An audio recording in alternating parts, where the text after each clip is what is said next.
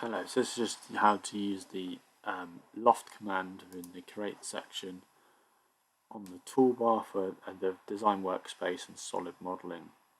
So as you can see in the image here, it's just basically a nice simple where you can combine two shapes of different shape sizes or geometry together and have a lofted profile in between to form a solid object.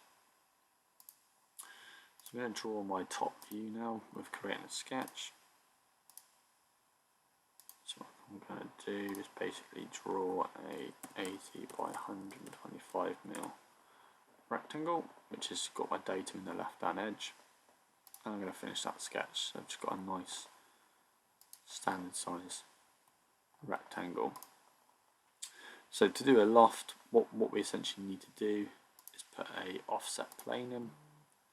I'm going to select my top plane, and it's 75 millimeters above my current plane. So now I'm up here, so when I go to the right hand view, I'm basically 75 mil. So we go to inspect.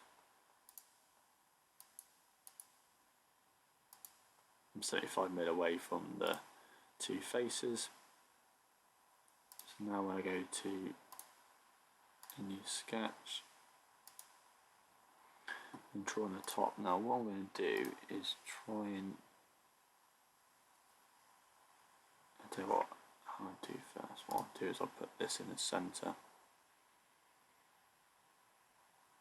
So I'm just going to draw a quick centre line in between, just to pick up the middle, which is now there. So I can do an 80 mil. Oh, 80 is a bit too big. Let's do 55.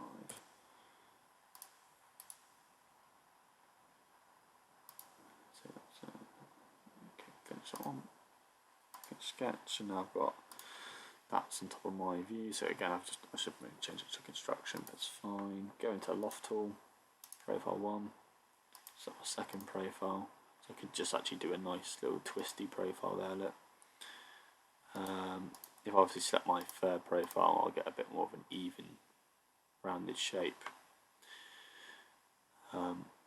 like so. And obviously, if I actually decided I didn't want that other profile because I preferred that second one, I can move the second one, just place the one, have a bit more of a funky twisty type of object here as well. So just basically choosing the profiles that you want, and it makes it solid in between.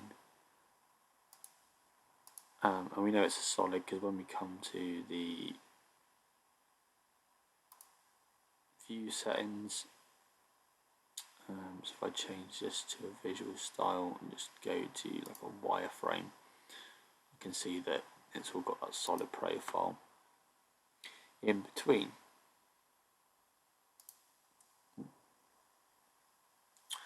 So I could actually now make a section. Draw on here, drag the section through, so I can see actually it is whole the whole way through my shape. So why don't we now come back and actually move this object? Basically I drew it straight on top of the rectangle, so I'm just going to turn my rectangle back on so I know where it is. I'm actually going to draw my shape now on this particular component. I'm going to make it a bit bigger, do it 65 this time. Okay, now I need to now retrain my feature, so edit the feature. And again, I can loft out at an angle as well. It just shows you the power of the loft tool. And again, I could move this as far as I physically wanted. So I could actually come back into Sketch 7. I could technically, if I really wanted to, put this a bit of a weird distance, maybe out over here. Do 202. That's massive. Finish my sketch. Come back. Yeah, now I'm way offset now. Edit the feature again. Choose my new profile. Now I've got a really big sort of funky shape.